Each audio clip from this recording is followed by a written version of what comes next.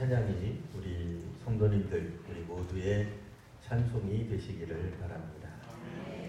네, 오늘 말씀 우리가 이제 에스겔을 한동안 약 한 달여 넘게 계속 보게 될 겁니다. 지난 주간에 이제 1장 듣고요. 오늘서부터는 이제 2장, 혹시라도 에스겔 안 읽어보신 분들은 이참에 에스겔을 한번 통독하겠다 하는 마음으로 에스겔 서를, 그러니까 보통 서자는 없습니다만 에스겔이 사람 이름이다 보니까 에스겔을 읽어라 그러면 헷갈릴 수 있어서 원래 구약 성경 본문에는 에스겔 서라고는 안 되어 있어요. 근데 에스겔 서를 한번 우리 같이 읽어보시면 좋겠습니다. 자, 오늘 말씀 우리가 한번 읽으셨는데요. 1절에서 10절 그렇게 그다지 길지 않은 말씀인데 이 말씀 가운데서 우리 몇 가지 한번 살펴보려고 합니다. 맨 처음에는 하나님께서 누구를 부르셨느냐? 당연히 에스겔을 부르셨죠. 근데 에스겔을 부르실 때에 불렀던 표현이 하나가 이제 1절에 나옵니다. 1절 보시면 에스겔을 뭐라고 부르셨어요? 호칭을 보시면 인자야 이렇게 부르셨어요. 이게 이제 어떤 분들이 구약 성경 모르시는 분이 이제 성경을 읽으면 인자하신 분인가 보다 이렇게 생각해요. 그러니까 뭐 인자하신 하나님 그 인자가 아니죠. 여기서 말하는 것은 또 과학에서 말하는 그 인자도 아닙니다. 이 인자라는 말의 뜻은 문자 그대로 사람의 아들이라고 하는 한자어를 주자로 줄여서 쓴 그런 표현입니다. 또 우리 중에는 성경을 또 신약 성경을 잘 아시는 분들은 인자라고 하는 표현이 내가 이거 신약 성경에서 봤다 이거예요. 어디서 봤어요? 예수님이 자기 자신을 가리켜 인자가 온 것은 이 인자는 예수님을 메시아를 가리키는 말인데 이렇게 또 읽다가 보면은 이게 이제 헷갈리기 시작해요. 에스겔이 왜 인자일까? 그러면 뭐 심지어는 상상의 나라를 핀 나머지 예수님의 어떤 그런 메시아 사역의 예표가 아닐까? 뭐 그림자가 아닐까? 이쁜 이제 이 화분이 놓여진 우리 성도님들이 안 보이는군요. 기억하셨다가 다음에 제가 앞으로 좀 가든지 이게 좀 뒤로 나오든지 해야 되겠어요. 전 몇 분이 지금 감춰져 계십니다. 저분들이 오늘 주무시더라도 제가 확인할 길이 없어요. 주무실 분 아무도 안 계세요. 자, 안 쳐다보고 하겠습니다. 이 인자라고 하는 표현이 이게 원래 뜻은 그냥 사람의 아들이니까요. 그냥 사람아 하는 거예요. 사람아 이렇게 부른 거예요.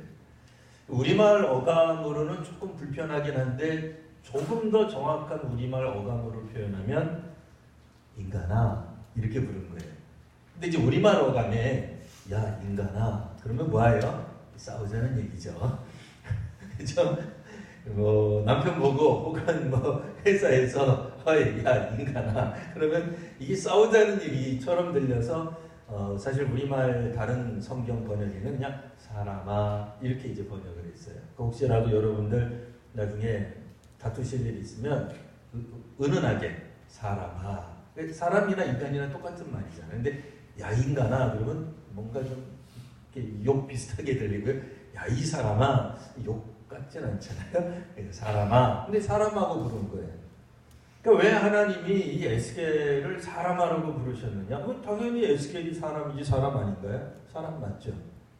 잘 알고 있는데 왜 굳이 우리 성경적 용어로는 사람의 아들, 그러니까 원어적 의미로는 단어를 그대로 쓰면 사람의 아들이라는 뜻인데 그냥 사실은 그게 구약적 표현으로는 사람아 이렇게 부른 거거든요.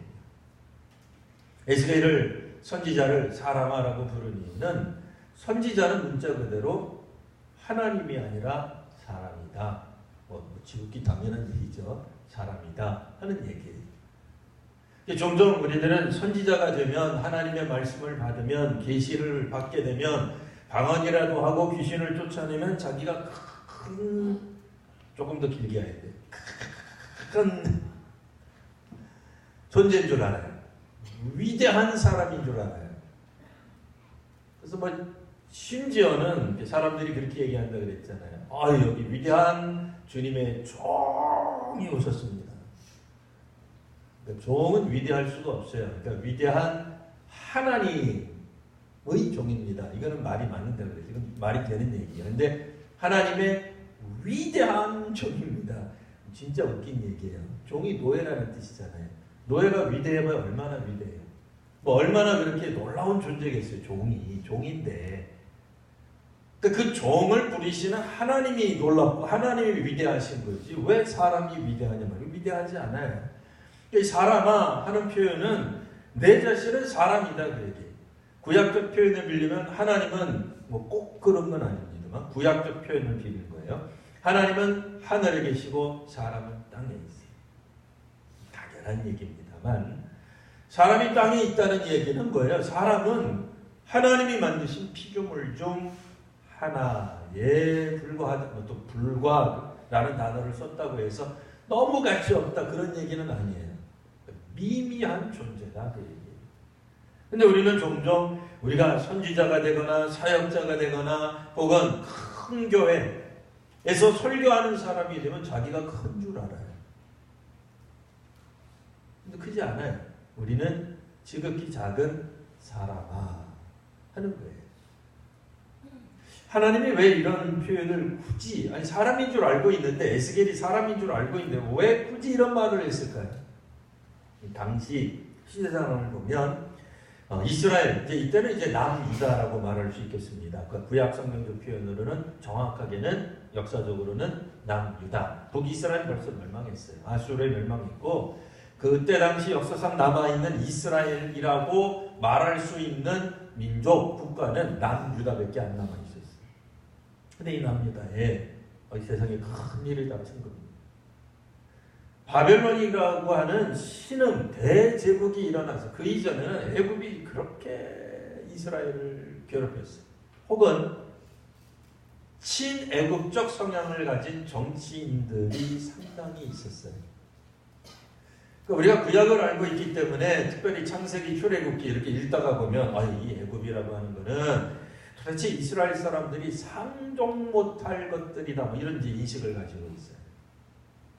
그럼 400여 년 동안 430년 동안 애굽에서 종살이를 했습니다. 근데 정확하게는 430년 동안 종살이를 한 건 아니에요. 야곱을 모르는 새로운 왕조, 애굽의 왕조가 들어서면서부터 갑자기 히브리 민족의 운명이 불쌍해진 거예요. 여하튼 애굽 그러면 수많은 선지자들, 수많은 역대 이스라엘 왕들이 애굽에 대해서만큼은 상당히 적대적인 입장을 취한 게 맞습니다. 그런데 여전히 애굽의 영향력으로부터 벗어나지 못했어요. 남유다의 역대에 내려오는 왕들이 애굽에 어쩔 수 없이 조공을 바쳤어요. 남유다 왕국 정부에는 상당히 친애굽적인 정치인들이 득실됐다. 뭐 그런 얘기입니다. 그런데 남유다가 완전히 망하기 전 한 10여 년쯤에 바벨론이라고 하는 신흥 대제국이 나타나기 시작한 거예요. 실제로 바벨론하고 애굽하고 싸웠는데 우리로 말하면 청일, 러일 전쟁 벌였잖아요. 옛날에. 조선 땅 근처에서. 자기네들끼리 따로 만나서 싸운 게 아니라 어쨌든 그런 것처럼 이스라엘 옆에서 꼭 그 나라에서 싸운 건 아니에요. 이스라엘에서 싸운 건 아닙니다만 자기들끼리 싸웠는데 바벨론이 이겨요. 그러니까 이스라엘 왕이 조공을 애굽에다가 바치다가 이번엔 어디로 바쳐야 돼요? 강대국에 바쳐야죠. 어떡하겠어요. 그래서 마음이 살짝 바뀌어서 이제 바벨론에다가 또 조공을 바쳐요. 그러다가 몇 년 있다가 또 둘이, 그러니까 바벨론하고 애굽이 싸웠는데 이번에는 바벨론이 못 이겨요. 그러니까 이스라엘 왕조 내에 어떻게 되겠어요? 맨 처음에는 친애굽적 정치인들이 많다가 바벨론이 이기니까 이거 아니다.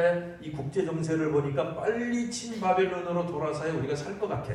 그래서 그쪽으로 조공을 바치자고 왕행을 설득하고 또 실제로 그렇게 했다가 자기들끼리 두 번째 전쟁을 했는데 이번엔 애굽이 잘 버텨냈어요. 왕이 어떻게 하겠어요? 역시 우리는 애굽이 맞아. 애굽이 우리의 살 길이야 하고는 바벨론에다가 조공을 안 바치고 애굽에다가 바쳐요. 바벨론 왕이 화가 나서 화가 안 나겠어요? 아니 몇 년 동안 한 3, 4년 동안 조공을 잘 바치던 이 조그마한 남유다라고 하는 나라가 아니 전쟁에 조금 우리가 밀렸다고 그새 주군을 받고. 그래서 바벨론에 느부갓네살이라는 왕이 있어요. 이 왕이 왜 유명하죠? 그냥 웃자고 한 얘기요. 4살 때 왕이 됐어요. 느부갓네살. 웃자고 한 얘기지. 목사님 이단입니다 그러면 안 돼요. 외우시라고 그냥 잘 읽으시라고 하는 얘기. 느부갓네살 왕이 다시 이스라엘을 이제 공격한 거예요. 그때 공격하기 전에 이스라엘 왕이 바뀌어버려요. 이 여호야긴이라고 하는 왕이 되는데 이거 뭐 이스라엘 병력 갖고는 도무지 바벨론을 이길 수가 없는 거예요. 그러니까 조금 전까지 친애굽 노선을 걸었던 이스라엘 정부가 여호야긴 왕이 등극하고는 그만 바벨론에 항복을 했거든요. 이스라엘이 어떻게 됐겠어요? 완전히 엉망진창이 됐죠. 정부가 정치인들이 한쪽에서는 그래도 우리가 남이야 말이에요. 친애국적 정책을 쭉 써왔다가 아니 신흥 강대국이 잠깐 올랐다고 해서 친바벨론으로 돌아가는 게 어디 있느냐? 조공을 바쳤으면 끝까지 바쳐야지. 그러니까 저분들이 화가 나서 지금 온 거 아니냐? 이렇게 이제 하는 사람도 있고 무슨 소리냐? 애굽이 이러면서 복잡한데 문제는 새롭게 된 왕이 바벨론에게 그냥 항복을 저항을 한 거를 해야 되는데 항복을 해버린 거예요. 장점이 하나 있어요. 항복했을 때 장점. 나라가 초토화가 되지 않았어요. 산하와 강토를 지킬 수가 있었어요. 백성들이 억울하게 죽지 않아도 되는 거예요. 이건 장점이에요. 근데 이제 단점이 있어요. 약점이 있어요. 뭐예요? 강탈을 해가네. 바벨론 사람들이. 그동안에 안 바쳤던 조공 다 내놔라. 이렇게 되지 않겠어요? 그리고 다시는 너희들이 바벨론적 생각을 못하도록 중요한 인물들, 오늘날 우리들은 다 중요해요. 한 명 한 명이 다 중요해요. 국민들 모두가 다 한 표를 가지고 있지 재산이 많다고 공부 많이 했다고 잘생겼다고 선거 때 2표 받는 거 아니다 말이에요. 지금은 똑같아요. 근데 옛날에 그렇게 생각 안 했어요. 반이스라엘 정책을 펼 수 있는 사람들이 있다고 생각을 했어요. 누구겠어요? 귀족들이죠. 왕족들이죠. 사회 각층의 지도자들이죠. 이들을 몽땅 다 데리고 가버렸어요. 그게 이스라엘의 마음이 10년 전에 일어난 일이에요. 물론 이제 2차 포로로 끌려간 적도 있어요. 그때 이제 아마 우리가 알고 있는 다니엘, 그러니까 완전히 망하기 전에 다니엘도 끌려가요. 우리가 아시다시피 다니엘 어떤 일을 했어요? 첫 번째, 이상한 거라고 생각하지 마세요. 다니엘의 입장이 아니라 그냥 역사적 입장에서 얘기하는 거예요. 자, 다니엘이 첫 번째로 한 게 뭐예요? 창시개명을 했습니다. 이름을 바꿨어요. 제가 거짓말하는 게 아니고 성경 보시면 다니엘서에 우리는 다니엘 그러는데 바벨론식 이름을 썼어요. 그리고 그는 왕궁에 서 있으면서 왕궁의 공부를 했어요. 왕이 내려다주는 음식을 먹었어요. 그리고 심지어는 바벨론 제국의 공무원이 되기까지 합니다. 우리로 말하면 뭐겠어요? 이 경험하고 가장 유사한 게 우리로서는 안타깝지만 일제강점기가 있습니다. 다니엘 같은 인물들이 일본으로 끌려가서 포로로 끌려가서 거기서 창시개명하고 천황이 주는 밥 먹고 일제가 주는 교육을 받은 다음에 일본의 아베 같은 사람이 된 거예요. 자, 이러니 아직 망하기 전이에요. 아직 망하기 전입니다. 이스라엘이 완전히 망하기 전에 이스라엘 사람들, 남유다죠. 예루살렘 성전을 중심으로 모여있던 사람들 입장에서는 바벨론으로 끌려간 사람들, 한때 양반들이었죠. 우리 식으로 표현하면 양반들이에요. 기득권층이에요.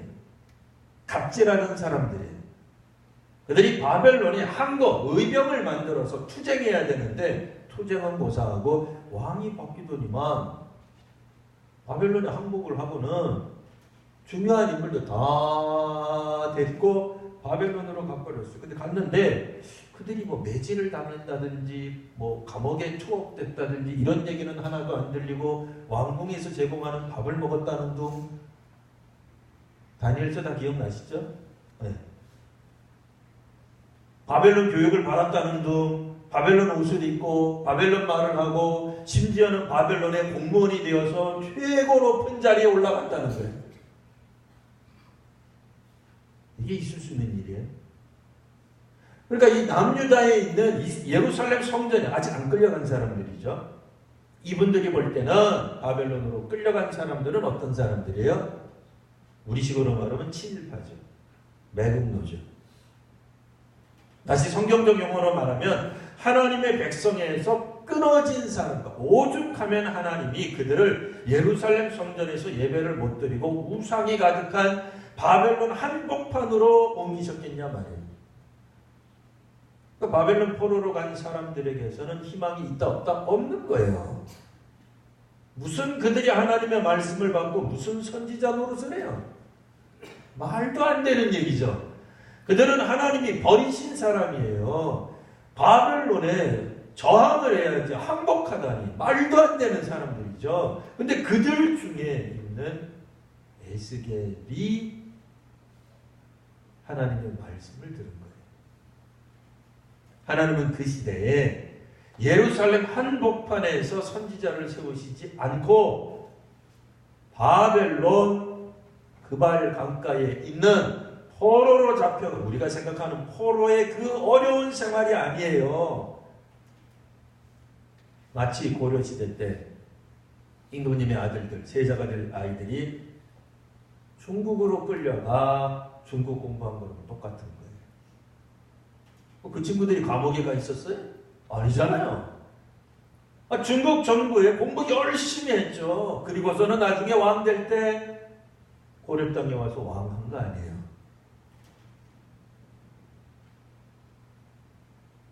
생각해 보세요. 만일 오늘 우리 민족이 이 성경 가운데 있는 사람들이라면 어떤 느낌이 들까요? 쉽지 않은 문제예요. 일본에서 일제시대 때 고급 관리를 하는 사람, 만일 그런 사람이 한국에 와서 대통령을 한다. 그건 수용할 수 있어요? 수용이 안 되죠. 근데 이때 당시 유일하게 하나님의 말씀을 선포하는 선지자가 에스겔처럼 나타난, 물론 예레미야도 있고 이사야도 있었어요. 없었던 건 아니에요. 근데 어쨌든 남유다 사람들이 볼 때는 하나님의 구원의 역사가 이미 단절된, 그래서 하나님이 구원의 백성에서 쳐낸 바벨론에 끌려간 그들 중에 누군가가 하나님의 말씀을 들었다. 그렇게 주장하는데 과연 이거를 우리가 이해할 수 있겠는가? 하여튼 에스겔에게 말합니다. 사람아, 너는 사람이다. 하나님 하시는 말씀에 도구가 될 뿐이다. 사람이 위대한 게 아니에요. 도구가 위대한 게 아니에요. 하나님의 은혜의 통로가 위대한 게 아니에요. 하나님이 위대하신 거죠. 철저하게 우리가 우리가 세계에서 제일 큰 교회라 할지라도 그런 자부심은 빨리 버리시는 게 좋아요. 그런 마음이 자꾸 우리들 속에 들어있는 한 우리들은 자꾸 엄한 데로 가는 거예요. 엉뚱한 데로 가는 거예요. 하나님 말씀하십니다. 사람아, 너는 내게 지금부터 하는 말을 어느 민족에 가서 말하거라. 자, 근데 그게 이제 3절부터 나옵니다. 내게 이르시되 인자야 내가 너를 이스라엘 자손에게 보낸다. 이스라엘 자손은 어떤 자손이에요? 패역한 백성이다. 나를 배반하는 사람이다. 이 원래 이 패역한 백성이다라고 할 때 이 족속, 사실 이 족속은 이스라엘 자손에게 보낸다 할 때 패역한 족속들은 원래 이방인을 가리켰어요. 근데 어느 순간 이스라엘도 이방인과 동료가 된 거예요. 여기서 말하는 이방인, 이스라엘이 누구예요? 남유다에 있는 사람이에요. 1차적으로 남유다에 있는 사람들이에요. 그들이 생각하기에는 우리는 바벨론이야. 차라리 친애굽이 더 나았어 라고 주장하는 사람들, 그러면서도 이스라엘에 남아있는 사람들. 사실 이분들의 주장도 어느 정도는 일리가 있습니다. 왜냐하면 여러 선지자들이 말을 하기를 하나님이 비록 이 땅의 백성들을 망하게 한다 할지라도 남은 자를 통해서 하나님이 새롭게 이스라엘을 재건하시리라는 어느 정도는 알고 있었어요. 우리도 알고 있잖아요. 남은 자 사상. 구약에 나타나는 남은 자. 누구예요? 하나님이 어떤 남은 자들을 주신 거예요. 사방방면 둘러보아도 사람들이 하나님에 대한 의지가 없고 믿음에 대한 의지가 없고 전부 다 박해가 있을지라도 남은 자가 있다는. 대표적으로는 엘리야 선지자. 엘리야가 활동하다가 이제 차라리 죽겠습니다. 못 살겠습니다. 할 때 엘리야에게 주께서 뭐라고 말씀하세요? 너 말고도 남은 자가 있다 얘기하시잖아요. 남은 자 있다는 거예요. 수많은 선지자들이 말했던 그 남은 자에 관한 이야기, 근데 이렇게 생각한 거예요. 남유다에 있는 사람들, 우리가 남유다에 남아있지. 우리는 포로로 끌려가지 않고 예루살렘 성전에 남아있지. 자기네들이 남은 자라고 생각한 거예요. 근데 하나님의 평가는 뭐예요? 그들은 패역한 사람들이다. 패역하다, 조금 우리 요즘 잘 안 쓰는 표현이죠. 그냥 요즘 우리가 잘 쓰는 표현을 빌리면 저항하는 사람이다. 그런 뜻이에요. 하나님 말씀에 순종하지 않는 사람이다. 주께서 보내시는 거예요. 누구를?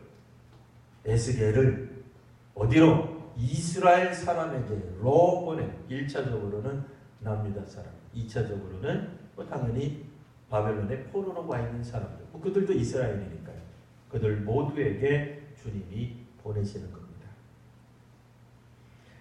자, 4절 보시면 이 자손은 얼굴이 뻔뻔하다. 마음이 굳어있다. 3절에 보시면 패역한 백성은 그들과 그들의 조상이 내게 범죄하여 오늘까지 이르렀다. 요즘 잘 쓰는 표현으로 바꾸면 적폐 대상이다. 그렇게 되죠. 오래도록 이들은 배반을 해왔다. 자, 과연 남유다 같은 사람들, 지금 예루살렘 성전을 중심으로 우리들이야말로 진짜 백이 하나님의 사람이며 우리가 신앙의 남은 자라고 생각하는 사람들에게 에스겔이 가서 선언을 하면 이들이 잘 들을까요? 안 들을까요? 잘 안 듣겠죠. 바벨론에서 무슨 선언이 나겠어요? 바벨론에서. 우리도 그런 마음이 들잖아요. 친일파 속에서 무슨 선언이 나겠어요? 라는 마음이 우리도 의뢰껏 들잖아요. 하물며 수천 년 전에 이스라엘 사람들이라고 해서 그런 마음이 안 들었겠어요? 한 2500년 전 사건인데요. 그런 마음 들겠죠. 우리랑 비슷한 마음 들 거예요. 자, 그런데 이렇게 말을 합니다. 5절 말씀. 그들은 패역한 족속이라. 그들이 듣든지 아니 듣든지 그들 가운데서 선지자가 있음을